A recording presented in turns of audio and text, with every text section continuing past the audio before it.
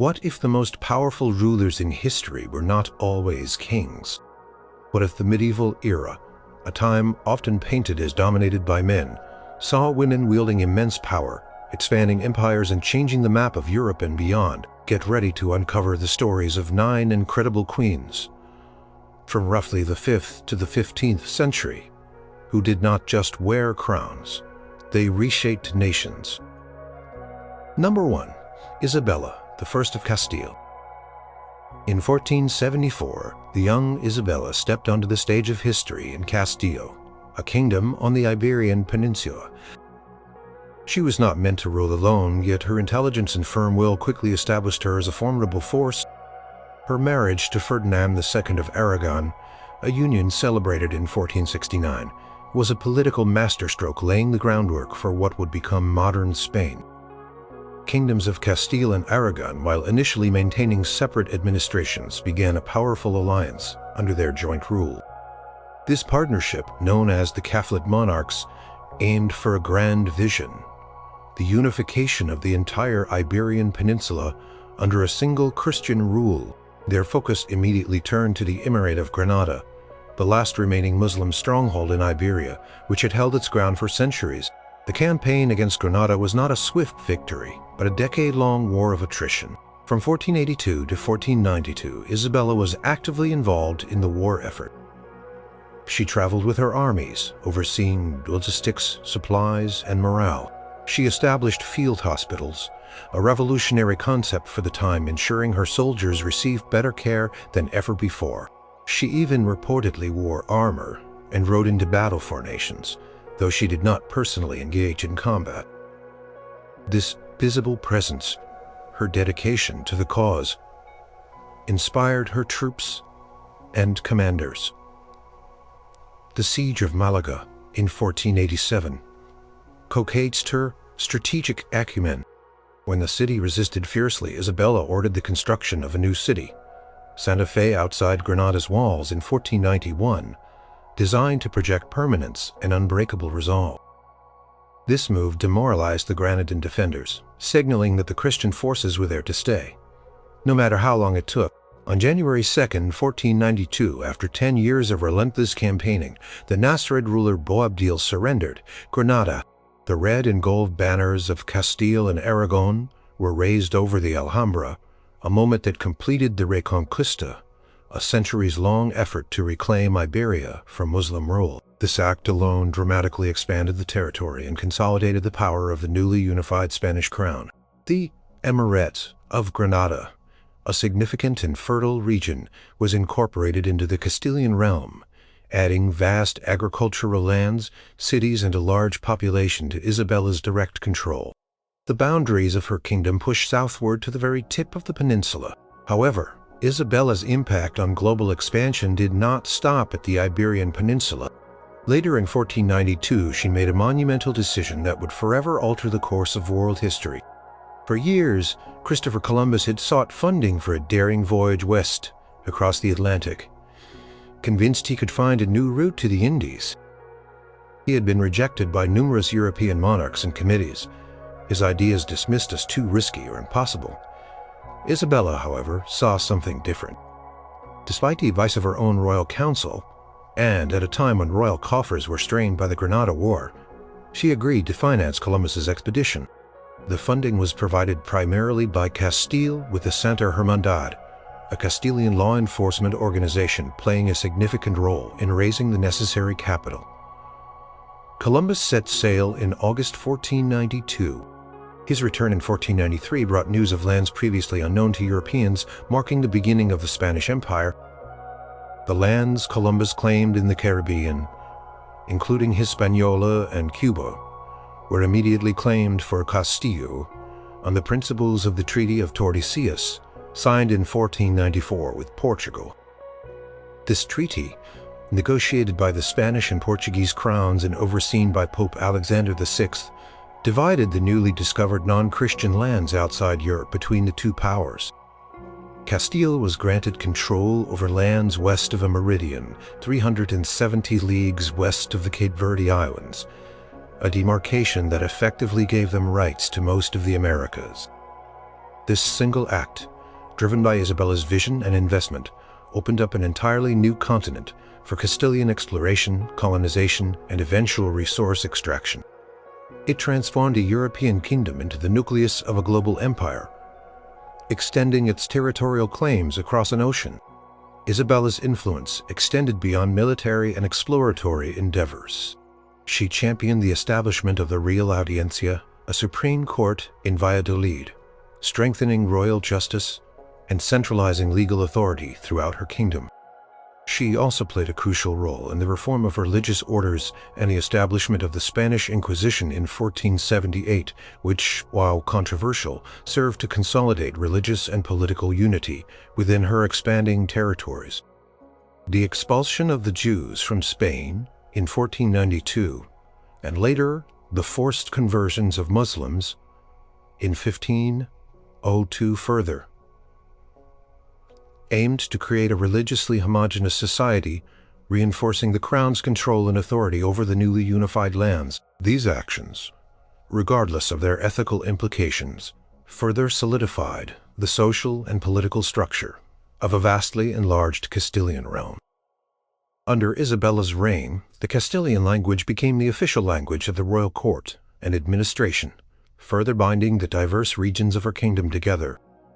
The growth of a strong, unified royal army under her command, exemplified during the Granada War, also ensured the crown's ability to enforce its will and protect its newly acquired territories. By the time of her death in 1504, Isabella had not only unified the Iberian Peninsula, excluding Portugal, but had also laid the foundational claim to an empire that would stretch across vast oceans, fundamentally altering the geography and power dynamics of the known world. Her reign saw the Kingdom of Castile expand from a significant regional power to the center of a burgeoning global empire. Number 2. Margaret I of Denmark. Born in 1353, Margaret of Denmark began her life as a princess, but her destiny would see her become one of the most powerful rulers in medieval Europe, uniting 3 kingdoms. Under her astute leadership, her story started with a strategic marriage at the age of 10 to King Haakon VI of Norway and Sweden. This union was designed to cement alliances and create a powerful Nordic bloc. By 1375, her father, King Valdemar IV of Denmark, passed away. Instead of seeing the crown pass to a distant relative, Margaret skillfully orchestrated the election of her young son Olaf as King of Denmark. This was a remarkable feat for a woman in a male-dominated political landscape, establishing her as a regent with significant power from the outset. Olaf also inherited the Norwegian crown from his father, Haakon VI, in 1380, making him king of both Denmark and Norway. This placed both kingdoms under a single monarch, a personal union that greatly expanded the direct influence of Margaret, who continued to serve as regent for her young son. Her authority over these 2 kingdoms grew as she navigated the complex political currents of Scandinavian nobility and external threats. Her regency was marked by firm governance and a steady hand. She managed to reclaim territories in Schleswig that Denmark had lost, demonstrating her strategic prowess in consolidating and expanding royal control over lands that had slipped away. Tragically, Olaf died in 1387 at the young age of 17, leaving no direct heir. This event could have plunged the kingdoms into chaos and fragmentation. Instead, Margaret rose to the occasion. The Danish nobility, recognizing her exceptional political acumen and strength, elected her sovereign lady and master and guardian of the whole realm of Denmark. This was not just a regency, it was a unique and unprecedented position of sovereign power for a woman. Shortly after, the Norwegian council followed suit, proclaiming her mighty lady and regent of the whole realm of Norway. She effectively became the de facto monarch of 2 powerful northern European kingdoms, personally controlling their army's finances and foreign policy. Her gaze then turned toward Sweden. At this time, Sweden was ruled by Albert of Mecklenburg, who had become increasingly unpopular with the Swedish nobility. They chafed under his heavy taxes, and what they perceived as foreign rule. In 1388, a faction of the Swedish nobility, led by Bo Jansen Grip's heirs, appealed to Margaret for assistance, offering her the Swedish crown in exchange for her protection.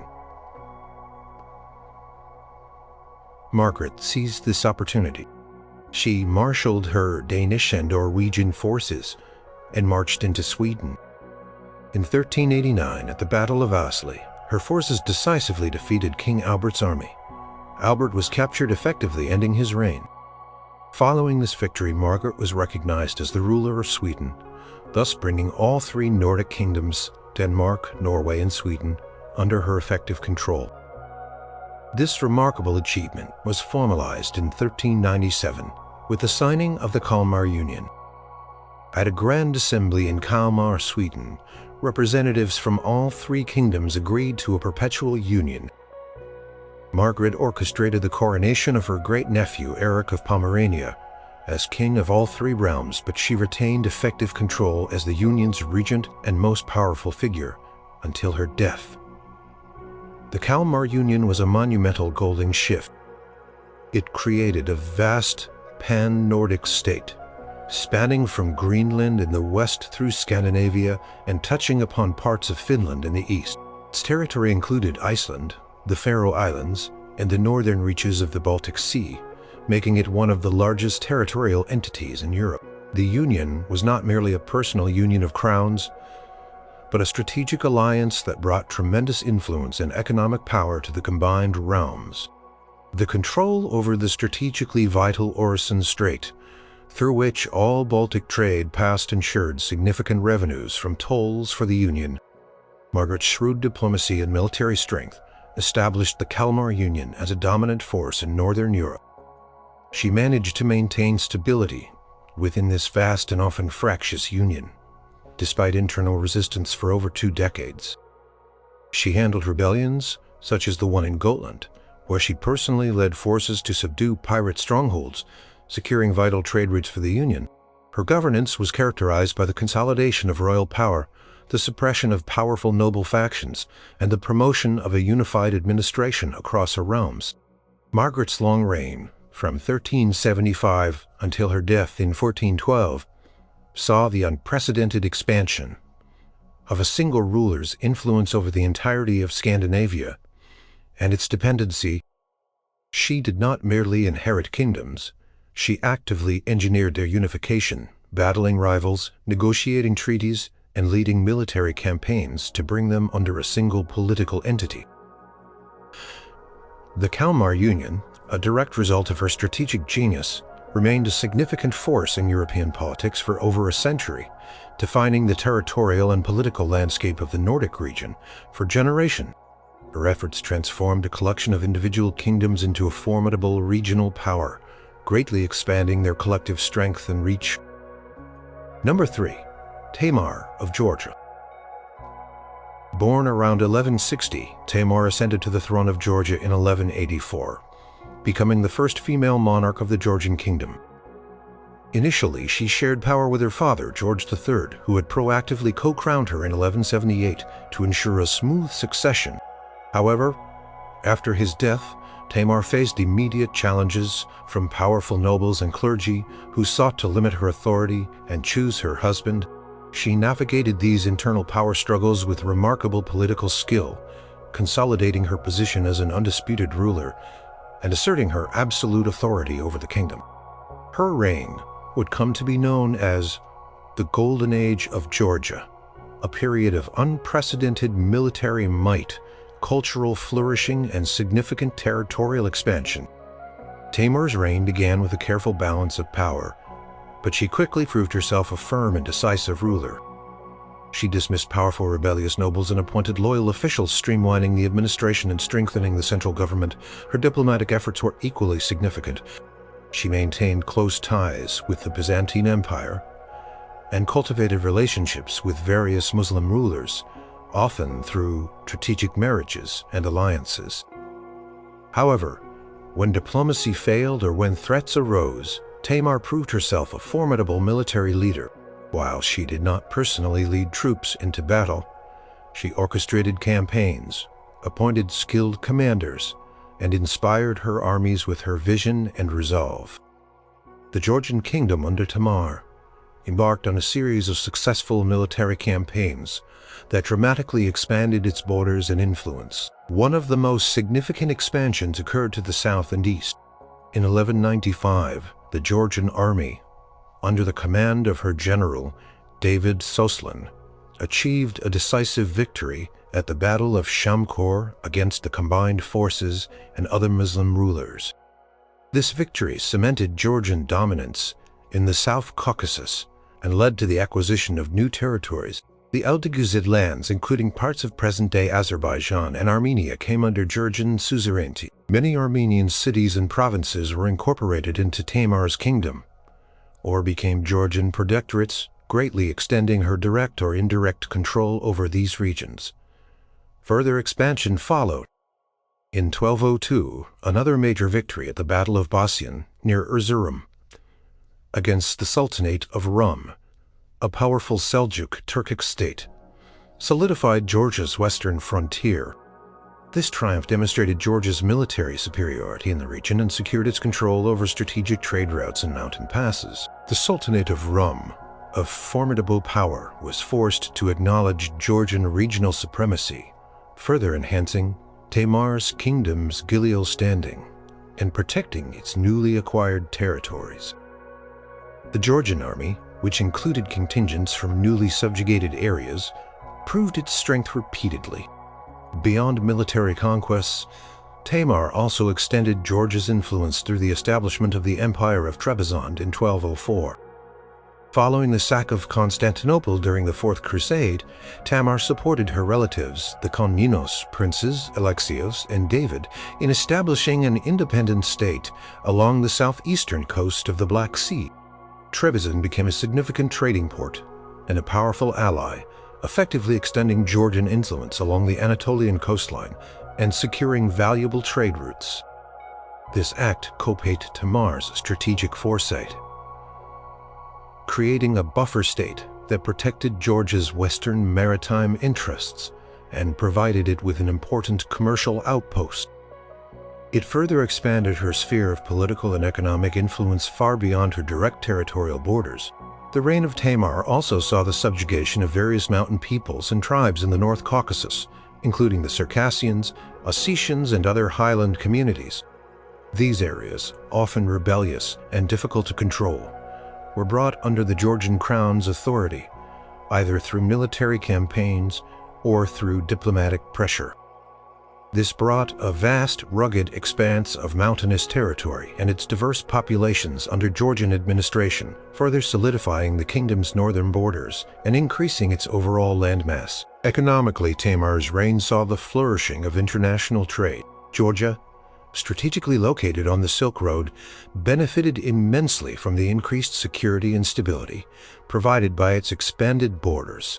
The Georgian state actively promoted commerce, investing in infrastructure and protecting merchant routes, which further enriched the royal treasury and the kingdom as a whole. This economic prosperity directly supported the military campaigns and administrative expansion that characterized her reign.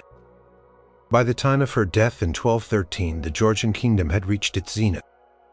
Its borders stretched from the Black Sea to the Caspian Sea, encompassing parts of modern-day Turkey, Armenia, and Azerbaijan, and asserting suzerainty over a vast array of neighboring states and mountain regions.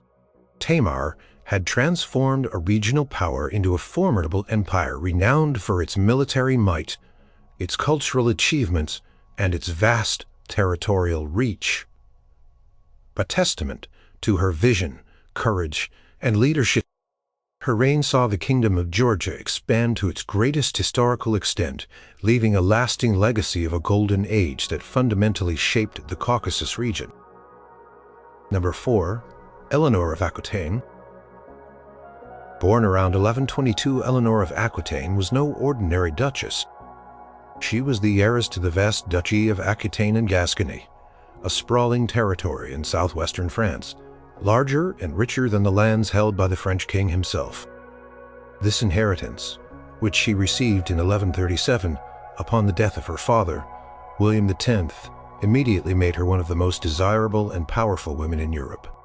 Aquitaine included vital cities like Bordeaux, Poitiers, and Limoges, controlling fertile agricultural lands, significant trade routes, and a burgeoning culture of courtly love and troubadours.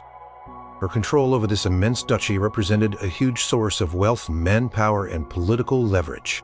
Her first marriage in 1137 was to Louis VII, who soon became King of France. This union represented a colossal expansion of French royal power, as the Duchy of Aquitaine was notionally brought under the French crown. This marriage doubled the size of the Capetian royal domain, giving the French kings direct or indirect influence over territories that stretched from the English Channel to the Pyrenees. Aquitaine maintained a strong sense of independence, and Eleanor often chafed under Louis's more conservative rule. Her participation in the Second Crusade, where she rode at the head of her Aquitanian contingent, showcased her independent spirit and influence, even in a male-dominated expedition. After nearly 15 years and 2 daughters, their marriage was annulled in 1152 on grounds of consanguinity. Crucially, Eleanor retained full control of her ducal lands. This was a critical point. Aquitaine did not revert to the French crown, but remained her personal property. Within weeks of the annulment, she made a strategic and audacious decision that would redraw the map of England and France. She married Henry Plantagenet, Duke of Normandy and Count of Anjou, who was a decade her junior. Just 2 years later, in 1154, Henry ascended to the English throne as King Henry II. This second marriage was truly chaste. Eleanor's vast Duchy of Aquitaine, along with Henry's inherited lands of Normandy, Anjou, Maine, and Touraine, combined with the Kingdom of England, created what historians later called the Angevin Empire. This was not a single unified state in the modern sense, but a collection of territories held by one ruler. However, the sheer scale of the Angevin Empire was staggering. It stretched from the Scottish border in the north across England and encompassed roughly half of France.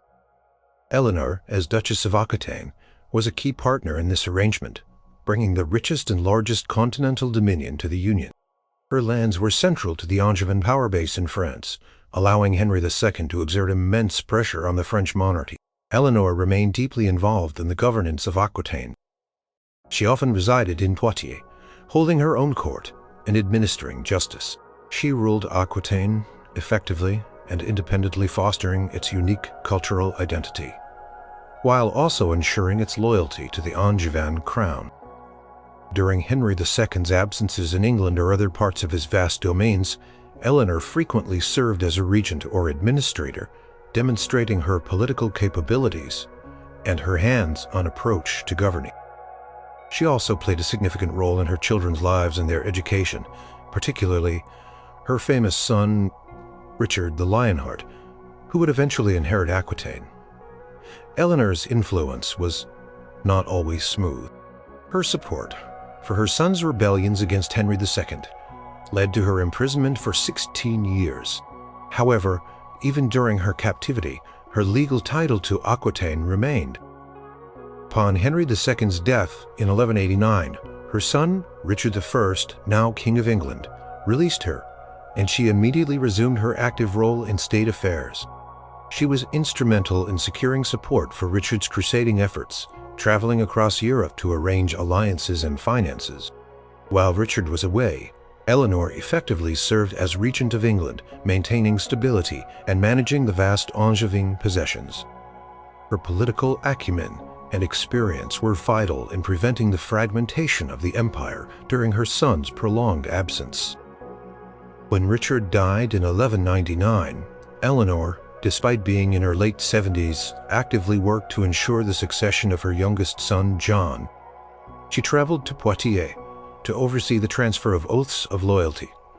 From Aquitaine's nobility to John personally ensuring the duchy remained within the Angevin sphere, she even undertook a perilous journey across the Pyrenees to escort her granddaughter Blanche of Castile to France for her marriage to the future Louis VIII, a strategic alliance intended to stabilize relations between the Plantagenets and the Capetians. This act demonstrated her enduring political influence and her commitment to securing the future of her lineage and its territories. Eleanor of Aquitaine did not conquer new lands through military campaigns in the traditional sense, but her very existence and strategic marriages fundamentally reshaped the territorial map of Western Europe. Her immense inherited lands of Aquitaine became the continental cornerstone of the Angevin Empire, making the English kings far more powerful and territorially significant than they would have been otherwise. Her direct administration and continued influence over Aquitaine for over 60 years ensured this vast and wealthy region remained connected to the English crown, effectively expanding the realm of English influence across a significant portion of France and dramatically increasing its economic and political power. Number 5. Olga of Kiev. Born in the late 9th century, Olga of Kiev, a woman of obscure Varangian or Pskovian origins, rose to become a powerful and regent of Kievan Rus, a vast early East Slavic state. Her husband, Prince Igor of Kiev, was brutally murdered in 945 by the Drevlians, a Slavic tribe, for attempting to collect tribute twice in 1 month. This act of defiance plunged the nascent Rus state into a crisis. With her young son Sviatoslav too young to rule, Olga stepped forward to become regent. Her initial actions were not about expansion, but about demonstrating unwavering authority and avenging her husband's death, thereby solidifying the central power of Kiev over its often rebellious tribal subjects. Olga's revenge against the Drevlians was legendary and brutal, designed to send an unmistakable message about the consequences of defying the Kievan prince. First, she buried a Drevlian delegation alive. Then she had another delegation burned to death in a bathhouse. Finally, she invited their leaders to a funeral feast, got them drunk, and had her soldiers slaughter 5,000 of them. Her final act of vengeance involved besieging their capital. When they finally offered tribute, she demanded a bird from each household. She then attached smoldering tinder to the birds' legs, released them, and watched as they flew back to their nests, setting the entire city ablaze. Those who escaped the flames were either killed or enslaved. These extreme acts, while horrifying, had a profound effect. They broke the Drevlian spirits and brought them firmly under Kievan control, expanding the prince's unquestioned authority over this previously defiant territory. Following this demonstration of merciless power, Olga turned her attention to systemic reform, laying the groundwork for a more stable and unified Rus state, which directly facilitated its future expansion. She realized that the old system of tribute collection known as polyudi, which involved the prince traveling from one tribe to another to demand payment, was inefficient and prone to conflict. Instead, she introduced a new system of regular taxation, establishing pogosti, trading posts and administrative centers, and obroki, fixed tax amounts. These reforms regularized tribute collection, ensuring a consistent flow of revenue to Kiev, and more importantly, establishing permanent administrative presence throughout the territories. This move dramatically expanded the central government's effective control over diverse tribes and vast geographical areas. By establishing these administrative centers, Olga created a network that allowed Kiev to project its power more effectively. These pogosti became local hubs for justice, trade, and military recruitment, integrating previously semi-autonomous tribal lands more closely into the Kievan state. This was not a direct territorial conquest in the traditional sense, but a profound expansion of administrative and political authority over existing, loosely associated lands, effectively consolidating them under a stronger central government. It transformed a collection of tributary tribes into a more cohesive and centrally governed state, laying the infrastructure for future territorial growth. Olga also distinguished herself through her diplomatic engagement with the Byzantine Empire. In 957, she undertook a significant journey to Constantinople, the capital of the mighty Byzantine Empire, the most powerful Christian state in the region. This visit was not merely ceremonial. It was a diplomatic mission of immense importance. There, she was formally baptized into Christianity, taking the name Helena after the Byzantine empress, Helena, the mother of Constantine the Great. This act had profound implications for Kievan Rus. While her son, Sviatoslav, later rejected Christianity, Olga's conversion laid the ideological and cultural foundation for the Christianization of Russes under her grandson, Vladimir the Great. Decades later, her conversion opened channels of communication and cultural exchange with Byzantium, bringing Russes into the orbit of a sophisticated Christian civilization. This exposure to Byzantine administration, law, and culture influenced the development of Kievan Rus's institutions, making it more capable of governing a large and expanding territory. The adoption of Christianity, as later fully embraced by Vladimir, provided a unifying ideology for the disparate tribes within the Rus's domain, fostering a shared identity that transcended local allegiances. This spiritual and cultural integration, initiated by Olga, was crucial for the long-term consolidation and expansion of the Rus's state, allowing it to absorb new populations and territories under a common religious banner. Olga's reign as regent, spanning roughly from 945 to 962, saw Kievan Rus transition from a loose confederation of tribes to a more centralized and powerful state. Through her decisive actions against the Drevlians, her administrative reforms, and her pioneering diplomatic and religious engagement with Byzantium, she significantly expanded the reach and authority of the Kievan prince. She ensured the survival and growth of the realm, cementing Kiev's dominance over its immediate neighbors and laying the groundwork for future generations to build an even larger and more cohesive Rus. Her foundational work in centralizing power and establishing effective governance directly led to the ability of Kievan Rus to further expand its influence and control over vast East Slavic territories.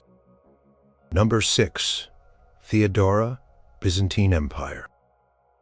Born into humble origins in Constantinople around 500 AD, Theodora's rise to become Empress of the Byzantine Empire, alongside Justinian, the first, is one of the most compelling stories of ambition. While she was not a reigning queen in her own right who led armies to conquer lands, her partnership with Emperor Justinian was so profound and her influence on his policies so immense that she played a direct and crucial role in the vast territorial expansion of the Byzantine Empire. Her strategic counsel and unwavering resolve were instrumental in what became known as the Restauratio Imperii, the reconquest of lost Western Roman territories. Theodora's ascent began with her marriage to Justinian, then a powerful general and nephew of Emperor Justin I, in 525. Her charisma, sharp intellect, and political instincts quickly made her an indispensable partner. When Justinian ascended the throne in 527, Theodora was crowned Augusta, Empress, and became his co-ruler. Actively participating in imperial governance, her position was unlike that of most empresses. She held her own court, received foreign envoys, corresponded with foreign rulers, and issued her own edicts. This unique power allowed her to shape the empire's direction in profound ways, particularly regarding its military ambitions and administrative reforms. Her defining moment came in 532 during the Nika riots, a massive and violent uprising in Constantinople that nearly toppled Justinian's reign. The city was in chaos. Vast parts were burning, and the emperor and his advisors were on the verge of fleeing. At this critical juncture, when despair gripped the palace, Theodora delivered a famous speech. She declared that royalty was a noble shroud, and that she would rather die as an empress than live as an exile. Her words famously stated, "Purple makes a fine shroud." This powerful declaration shamed Justinian and his generals into action. Inspired by her courage, Justinian ordered his loyal general Belisarius to attack the rioters in the Hippodrome, brutally crushing the rebellion. The Nika riots proved Theodora's indomitable spirit and cemented her influence over Justinian, making her an even more powerful voice in imperial policy. Without her intervention, Justinian might have fled. The empire could have fractured, and the grand reconquest efforts would likely never have begun. With the empire stabilized and Justinian's authority unquestioned, the stage was set for the ambitious project of reconquering the lost Western Roman Empire. Theodora was a strong advocate for these campaigns. Driven by a vision of restoring Roman glory, the first major target was the Vandal kingdom in North Africa. In 533, Justinian dispatched Belisarius with a relatively small but well-equipped force. The expedition, which involved complex logistics and naval power, was a resounding success. The Vandals were swiftly defeated, and North Africa, including Carthage, was brought back under imperial control in a matter of months. This reconquest added vast and wealthy provinces to the Byzantine Empire, including critical agricultural lands and strategic ports along the Mediterranean. Theodora's influence on Justinian's determination to launch and sustain this costly campaign was widely acknowledged by historians of the time. Following the success in North Africa, the focus shifted to Italy, which was under the rule of the Ostrogothic kingdom. The Gothic War, beginning in 535, was a protracted and brutal conflict that lasted for nearly 2 decades. Theodora remained a staunch supporter of the war effort, even as it drained the imperial treasury and caused immense suffering. She reportedly played a role in maintaining the morale of the court and ensuring the continued flow of resources to the generals in the field. Her influence was also evident in religious matters within the conquered territories, as she worked to bring the newly reacquired western provinces under the religious authority of Constantinople. By 554, after immense struggle, Italy was largely reconquered, including Rome and Ravenna, the former capital of the Western Roman Empire.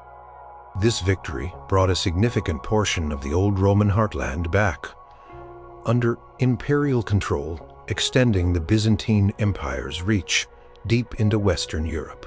Beyond North Africa and Italy, Byzantine forces also made gains in southern Spain, reclaiming parts of the Iberian Peninsula from the Visigoths. While these gains were less extensive than those in Africa and Italy, they further underscored the ambition of Justinian's reign and Theodora's role in promoting this expansionist agenda. Theodora actively participated in the appointment of officials, including generals and governors, in the newly conquered territories, ensuring their loyalty to the crown and effective administration. She also oversaw the construction of numerous churches and public works throughout the empire, solidifying imperial presence and projecting power in newly acquired lands. Theodora's unwavering support for Justinian's grand vision, her courageous intervention during the Nika riots, and her consistent influence on military and administrative policy were central to the Byzantine Empire's remake. The empire under Justinian and Theodora reached its largest territorial extent since the fall of the Western Roman Empire, encompassing North Africa, Italy, parts of Spain, the Balkans, and Anatolia. While Justinian commanded the armies, Theodora was the powerful mind and resolute spirit behind much of the ambition and persistence that led to these massive territorial gains, fundamentally reshaping the map of the Mediterranean. Number 7. Blanche of Castile. Blanche of Castile, born in 1188, was a granddaughter of Eleanor of Aquitaine and King Henry II of England. Her strategic marriage in 1200 to Louis VIII, the future King of France, was initially intended to heal the long-standing animosity between the English Plantagenet and French Capetian dynasties. While her initial role was that of a queen consort, it was her period as regent for her young son, Louis IX, following her husband's premature death in 1226, that truly demonstrated her capacity for governance and her crucial role in expanding and consolidating the French royal domain. Upon Louis VIII's death, her son, the future Louis IX, was just 12 years old.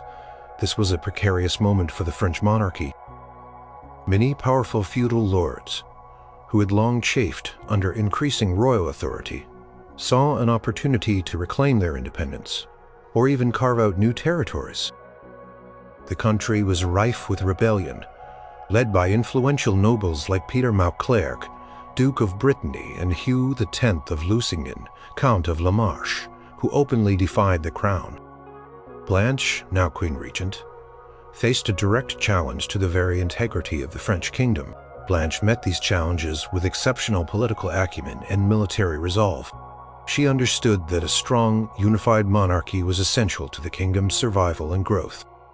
She did not shy away from confronting rebellious nobles, sometimes personally leading her royal forces or strategically outmaneuvering her opponents. In 1227, she led an army to subdue a coalition of rebellious barons, demonstrating her willingness to use force to assert royal authority. Her swift and decisive actions prevented the fragmentation of the royal domain, ensuring that valuable territories remained firmly under the crown's control, rather than falling into the hands of ambitious vassals. One of Blanche's most significant achievements was her management of the Albigensian Crusade in southern France. This long and brutal conflict, which had been ongoing for 2 decades, aimed to suppress the Cathar heresy and bring the wealthy and culturally distinct region of Languedoc under direct royal authority. When Louis VIII died, the crusade was still unresolved. Blanche, working tirelessly, brought the war to a successful conclusion in 1229 with the Treaty of Paris. This treaty formally ended the crusade and resulted in the Count of Toulouse, Raymond VII, ceding a significant portion of his lands to the French crown, including the strategically important city of Nîmes and most of his eastern territories. More importantly, the treaty stipulated that upon Raymond VII's death, his remaining lands, including the core of Toulouse, would pass directly to the French crown if he died without a male heir, which he did. This gradual absorption significantly expanded the royal domain's direct territorial control over one of France's richest and most autonomous regions. Blanche's regency also involved securing crucial border territories. She effectively defended the French kingdom against incursions from England. In 1230, King Henry III of England, sensing weakness in the French regency, launched an invasion of Poitou, a region long disputed between the two crowns. Blanche skillfully mobilized her forces in diplomacy, driving Henry III back and consolidating French control over much of the region. Her firm stance ensured that the English crown did not regain territories in France, but rather that existing French royal holdings were reinforced and protected, preventing any contraction of the kingdom. Beyond military and diplomatic victories, Blanche strengthened the internal administration of the kingdom. She appointed loyal and capable officials, reformed royal finances, and promoted royal justice throughout the realm. She also famously oversaw the early construction of some of the great Gothic cathedrals, which symbolized the power and prestige of the French monarchy. These actions reinforced the central authority of the crown, ensuring that the king's writ ran effectively across a wider and wider expanse of territory, even where direct feudal control might have been less absolute. Her careful management of royal resources and her strong moral authority contributed to a period of relative peace and stability that allowed the kingdom to prosper. Blanche of Castile effectively ruled France for 8 years during her son's minority and continued to influence him even after he reached adulthood. Her political acumen and strong leadership during a period of potential fragmentation were vital. She not only preserved the integrity of the French kingdom, but actively oversaw a significant expansion of the royal domain, primarily through the successful resolution of the Albigensian Crusade and the consolidation. Her unwavering commitment to the Capetian monarchy ensured that when Louis IX came of age, he inherited a kingdom that was larger, more centralized, and more unified than it would have been without her resolute guardianship, paving the way for France's continued growth as a dominant European power. Number 8. Urraca of Leon and Castile. Born around 1080, Urraca of Leon and Castile inherited a vast and complex kingdom in 1109, becoming the first reigning queen in European history. Her inheritance included the kingdoms of Leon, Castile, and Galicia, a significant portion of the Iberian Peninsula. This was not a unified realm in the modern sense, but a collection of interconnected territories with distinct regional identities and powerful, often rebellious, nobility. Her immediate challenge was to simply hold these diverse territories together, a task that demanded immense political skill, military resolve, and personal fortitude. Her reign was marked by constant struggle to maintain and expand the central authority of her crown over these lands. Urraca's succession was immediately complicated by her father, King Alfonso VI, having arranged her marriage to Alfonso I of Aragon, a powerful neighboring king. This marriage was intended to unite the Christian kingdoms of Iberia and create a formidable force against the Muslim south. However, the union quickly turned into a disaster. The two Alfonsos, both strong-willed rulers, clashed constantly, their personal animosity spilling into civil war. The marriage, far from unifying the kingdoms, threatened to tear Urraca's inheritance apart. Aragonian forces began to occupy key fortresses within Urraca's Castilian and Leonese territories, challenging her authority and effectively reducing the practical extent of her direct control. Urraca, however, was not content to be a mere pawn. She actively fought to defend her right to rule and the integrity of her kingdoms. She formed alliances with various noble factions within her own realms, and even with some church leaders who were wary of Aragonian dominance. She personally led armies and engaged in diplomatic maneuvers, often navigating between conflicting loyalties and shifting alliances among the turbulent Iberian nobility. Her strategic use of marriage alliances for her children also secured future claims and loyalties, indirectly aiding in the consolidation of her realm. A major focus of her reign was the constant struggle against her estranged husband, Alfonso of Aragon. Their conflict was not just a personal quarrel, but a fight for control over the very heart of her kingdom. Urraca's persistent military campaigns and political resistance forced Alfonso I to withdraw from many Castilian and Leonese strongholds that he had seized. For example, she fought to regain control of Zamora and other Castilian cities that had been occupied by Aragonian forces. While the situation remained volatile, throughout her reign, Urraca largely succeeded in preventing the permanent annexation of her core territories by Aragon, ensuring that the future shape of a united Castile and Leon would remain intact. This was an expansion of effective control over lands that were legally hers but functionally under threat. Furthermore, Urraca had to contend with secessionist movements within her own inherited domains. Her half-sister Teresa, who ruled the county of Portugal, a vassal state of Leon, used the instability of Urraca's reign to assert greater independence for Portugal, a move that, if successful, would have diminished the extent of the Leonese crown's influence. Urraca engaged in military campaigns against Teresa, asserting her suzerainty over Portugal, while Portugal ultimately gained full independence later. Urraca's actions delayed this process and ensured the continued recognition of Leonese overlordship during her time maintaining a broader sphere of influence for her kingdom. She also had to deal with a powerful rebellion in Galicia, where a faction of nobles sought to crown her son, Alfonso Raymondez, effectively trying to carve out an independent kingdom. Urraca skillfully navigated this challenge, sometimes making concessions, but ultimately retaining overall suzerainty and keeping Galicia as part of her overall realm. Urraca's reign, despite its turmoil, was characterized by her unwavering commitment to the idea of a unified kingdom under her rule. She appointed her own bishops and administrators, asserted her judicial authority, and maintained a royal court that was the center of power. She issued numerous charters and legal documents that reinforced the authority of the crown over towns and religious institutions, gradually centralizing power. These actions, even amid civil strife, helped to strengthen the institutional foundations of her kingdoms, making them more resilient and capable of future expansion.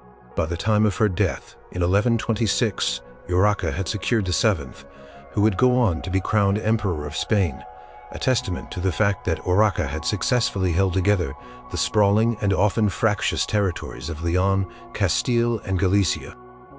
Her tenacity ensured that these core lands remained a single entity, preserving their collective strength and paving the way for their eventual unification with Aragon centuries later.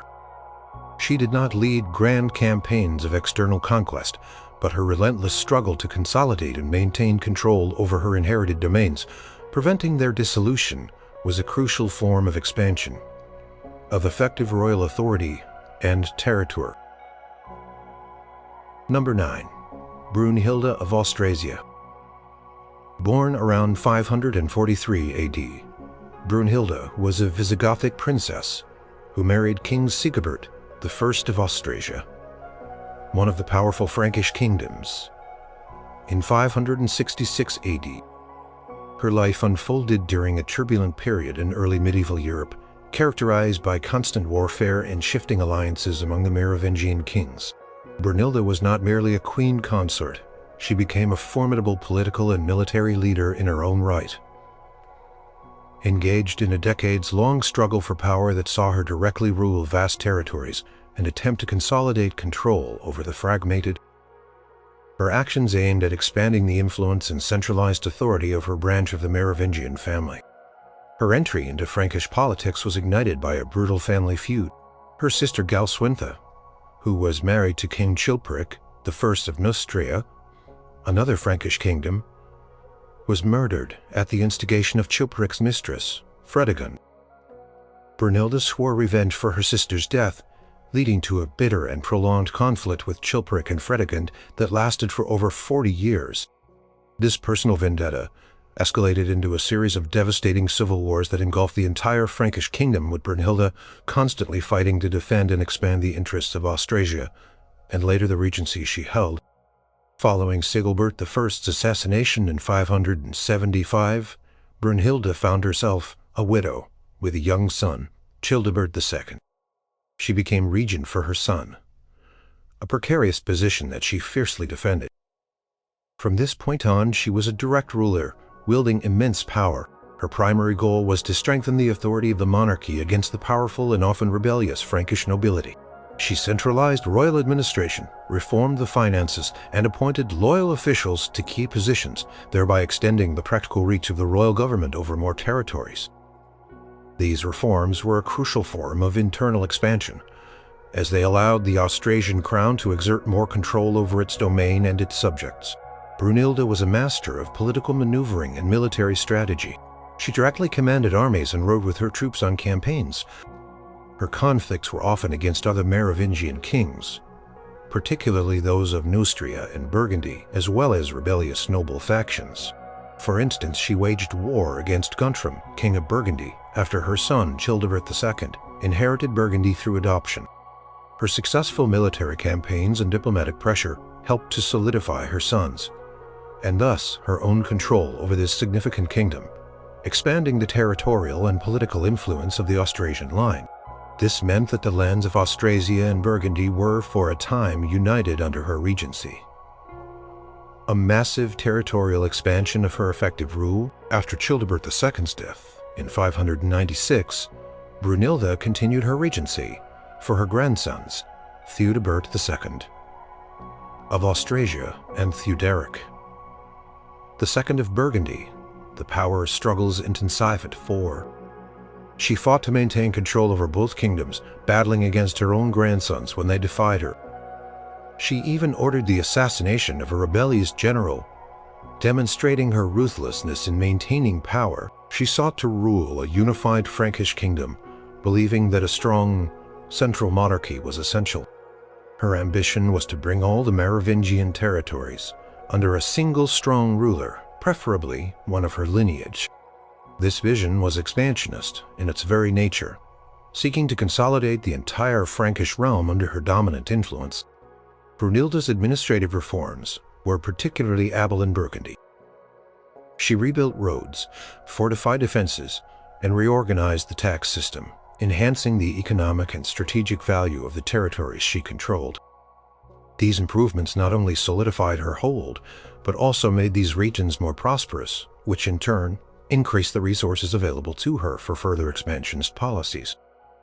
She also established new bishoprics and monasteries, extending royal and ecclesiastical control over previously less integrated areas.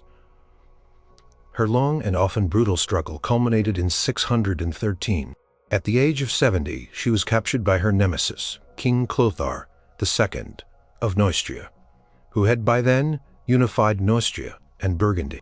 Clothar, who had long fought against Brunhilde's efforts to centralize power, tortured and executed her in a gruesome manner, signaling the end of her relentless pursuit of a unified Frankish empire. Despite her ultimate defeat and tragic end, Brunhilde's reign as regent and de facto ruler for over 40 years significantly impacted the territorial and political landscape of the Frankish kingdoms. She directly governed Austrasia, and for a time Burgundy, fiercely defending and consolidating these vast domains against internal and external threats. Her attempts to strengthen royal authority and unite the fragmented Frankish realms through both military might and shrewd administration represented a consistent effort to expand the effective reach and control of her royal lineage over the entire Frankish territorial and expansionist women of the early medieval period.